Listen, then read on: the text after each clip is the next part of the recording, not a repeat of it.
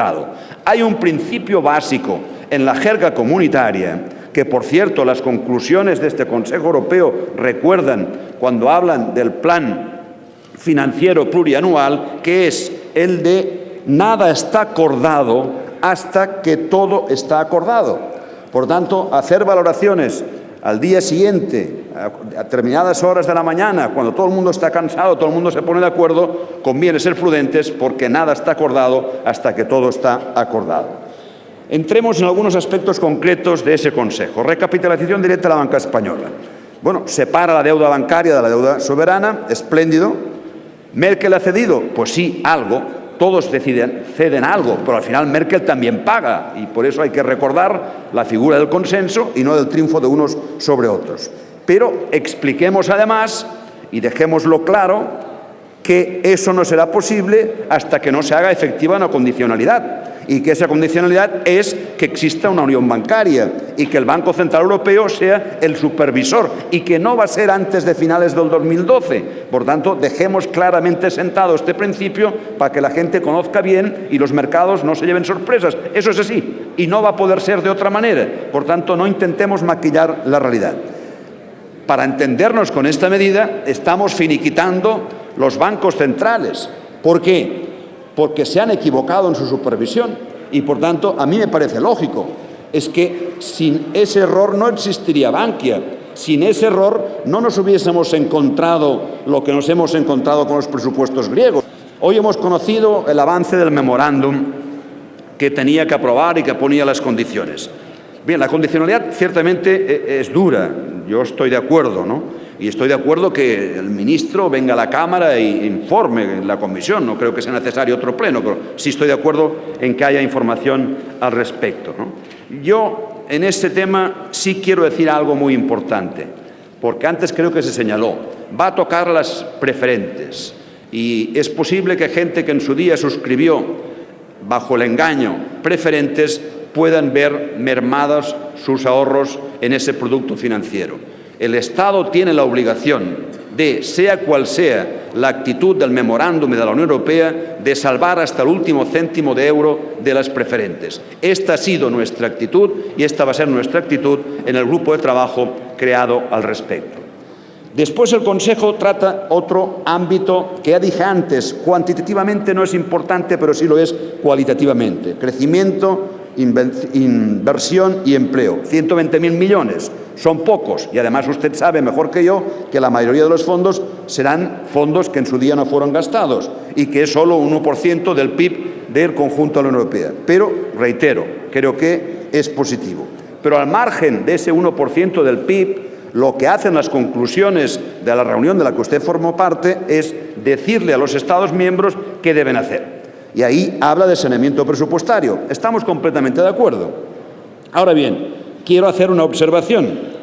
No insista el Gobierno, al menos generalizando, que las comunidades autónomas deben hacer esfuerzos y no lo hagan por 3 razones al menos. En primer lugar, porque fíjese, ustedes en los presupuestos de 2012 incrementan la presión fiscal vía IRPF y vía supresión de deducciones de sociedades con una previsión de ingresos de 8.000 millones de euros.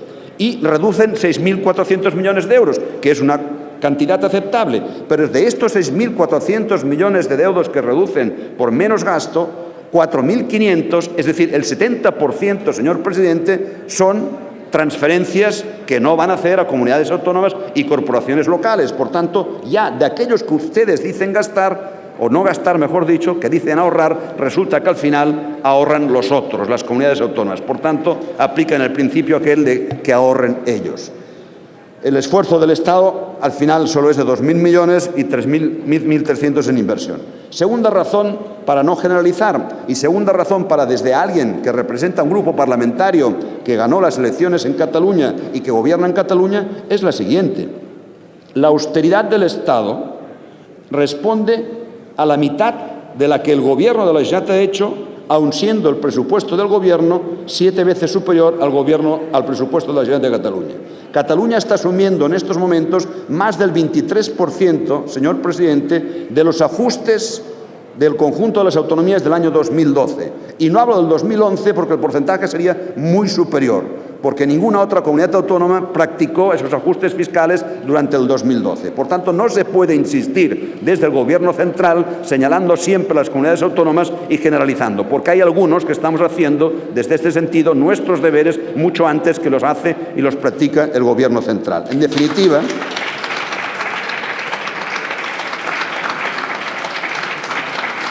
en términos cuantitativos, 4.187 millones de los 17.891 que todas las comunidades dedican al respecto. Pero una tercera razón, señor presidente, prediquen con el ejemplo. Es que mientras ustedes van señalando que las comunidades autónomas deben ejercer todavía más recortes, deben ejercer más ajustes fiscales, su partido en Cataluña resulta que se une con el resto de la oposición y no hace otra cosa en cada sesión parlamentaria que aprobar resoluciones que incrementan gasto.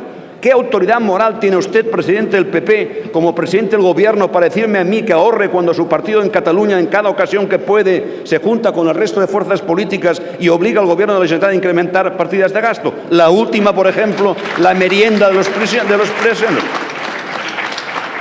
Por tanto, razones que creo convincentes como para que, cuidado con las lecciones y cada uno que aplique sus propios deberes. Las conclusiones también a efectos internos hablan de promover crecimiento y competitividad. Habla de reformas estructurales, usted habló del sector energético, habló de administraciones públicas, después haré también una pequeña referencia a ello. Yo quiero introducir otra, que ya empieza a aplicarse a efectos privados en alguna empresa, Iberdrola, o en ámbitos públicos como el Ayuntamiento de Madrid, la necesaria racionalización de horarios. Es una reforma que también tiene que abordar el Gobierno de una vez por todas, sentando a todas las partes. Infraestructuras. Bueno, ustedes siguen con la AVE radial. Me parece muy bien. Respeto, para que nadie diga que nos metemos con nadie.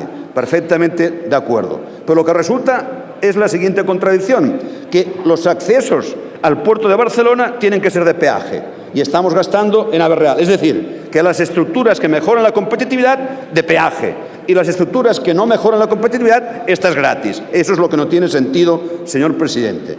Inversiones, porque son imprescindibles. No estamos simplemente hablando de ajustes fiscales, estamos en el capítulo que ustedes acordaron de promover crecimiento y competitividad, y las infraestructuras son básicas para promover el crecimiento y la competitividad. El Gobierno anterior ya aplicó, simplemente ejecutó el 35% de la previsión de inversión en infraestructuras, pero es que ustedes también han reducido el 45%. Entonces, ustedes deben entender el por qué en Cataluña hay un clamor transversal en favor de un pacto fiscal que reduzca realmente el déficit fiscal, porque la gente está harta, estamos hartos de esta situación.